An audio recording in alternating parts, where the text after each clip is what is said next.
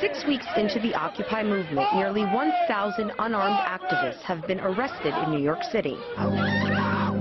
Thrown to the ground, beaten, netted like flies, and pepper sprayed. The NYPD's tactics have been harshly criticized. Yet the most profound and public condemnation recently came from U.S. Marine Sergeant Shamar Thomas while defending demonstrators in Times Square. Why y'all do this to our people? I've been to Iraq 14 months for my people. You come over here and arm them. They don't have guns. They don't have guns. They don't. Why are you hurting these people? It doesn't make any sense. It doesn't make any sense. How do you sleep at night? There is no honor in this. The lone man that stood up to dozens of New York cops comes from a family of honor. My stepfather, he went to Afghanistan in 2006.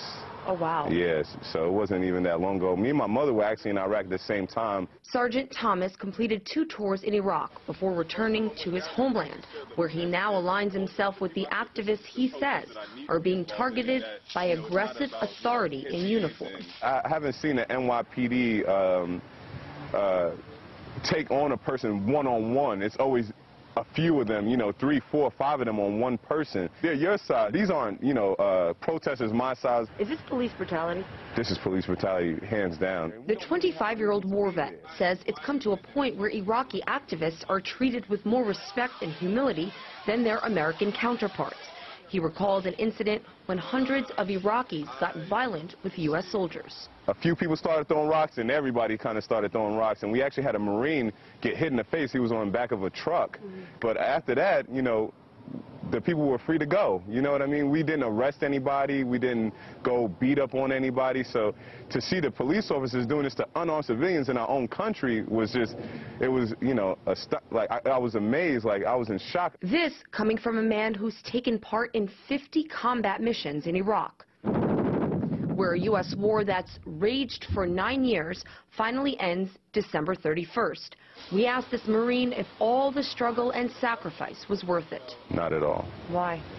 Because what is the result? What have we gotten out of it besides death and, a lot of different political agendas? And, it's a political war machine. It's not really a war machine for the people. The people of the United States can't even peacefully protest. So how are we going over there to defend the rights of the people when, it's been proven, through, the various media outlets that we can't, protest peacefully. Visiting the protesters he stood proudly to defend, Sergeant Thomas receives something of a hero's welcome in Zuccotti Park.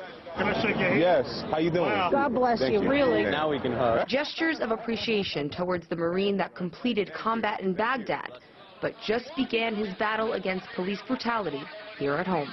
The cops took an oath to, be professionals and be courteous, and they're taking advantage of the badge and the honor that, has been bestowed on them by the American people to protect them. Sergeant Thomas's public lashing of the NYPD has reportedly inspired the birth of a new group called Occupy Marines. It calls on U.S. veterans of all military branches to join the anti-Wall Street protests. And with roughly 40,000 soldiers coming back from Iraq by the year's end, this international grassroots movement may grow even mightier. Marina Portnaya, RT,